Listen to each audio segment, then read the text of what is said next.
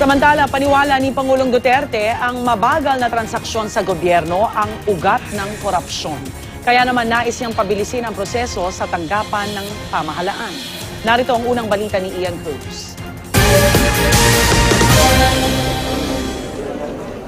Sa unang anibersaryo ng Presidential Anti-Corruption Commission, sinabi ng Pangulong Duterte na nais niyang mapabilis ang proseso ng iba't ibang transaksyon sa pamahalaan.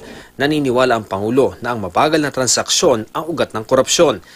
I'd like to sit with the Executive Secretary and maybe invite some guys from the Ombudsman and itong auditing office. And let's agree on certain procedures. Kasi naman sinabi ko noon, ipakidnap mo yung mga sa auditing. Kasi kung anong-ano na lang rin ang pinaglalagay kasi. Yung regulations nila, nagpatong doon sa, they add more and more regulations. And it could not really be corruption, but it could be short-sightedness or plain. I will not follow that because that is stupid. Sa Bureau of Customs, alam daw niyang kaya napalusutan ng droga sina Isidro La Peña, pati na si Nicanor Faeldon, ay dahil sobrang mapagtiwala sila sa mga tao. Kaya naman ang payo daw niya sa pinuno ng Customs ngayon na si Ray Leonardo Guerrero. Si La Peña, so that nung napahiya kasi nalusutan, got him sa itong TESDA, which is a very critical department, lalo na yung pag-training ng mga rebel returning. At si Faeldon, gano'n rin ang nangyari.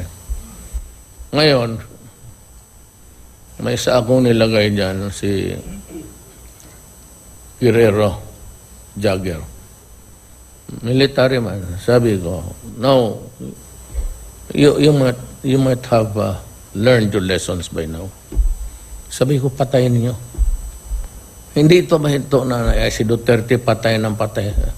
Tuloy daw ang laban sa droga. Sinabihan ng araw niya ang mga sundalo at pulis na sa panahon niya bilang Pangulo, kailangang masugpo na ang droga. Kamakailan lang, isang umunay kotong kap ng EPD ang dinakip ng mga kapwa-pulis matapos umanaw mangikil sa drug suspect.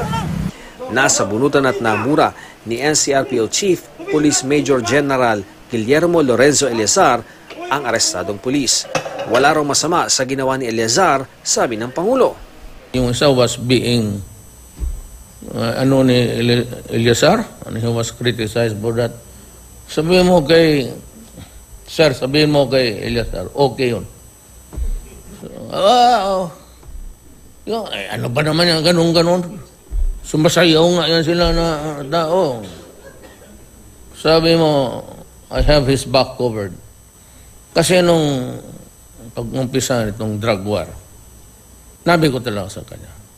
Panauhin din sa okasyon si Chinese Ambassador Zhao Jianhua. Natanong siya ng media ukol sa ulat na ang mga Chinese fishing vessel ay tinataboy ang mga mangingisdang Pinoy sa Pag-asa Island sa West Philippine Sea. We're checking and we're in close coordination with DFA, and we will be checking whether it is true or not. But rest assured, China is committed to peacefully settle the disputes we have. We are working very well and in managing our differences. In the meantime, we are working on COC, Code of Conduct. The Filipino side is the country coordinator for China-ASEAN relationship.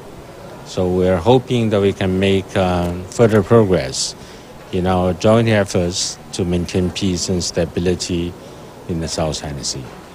Natanong din si Zhao kung concerned ba ang China sa pahayag ni U.S. Secretary of State Mike Pompeo na ang pag-atake sa puwersa ng Pilipinas sa South China Sea ay magtitrigger ng Mutual Defense Treaty obligation ng Amerika.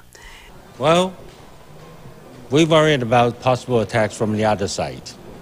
We don't worry about China attacking anybody because it is not our policy. The other side? The other side Use your imagination. Para sa Unang Balita, Ian Cruz reporting.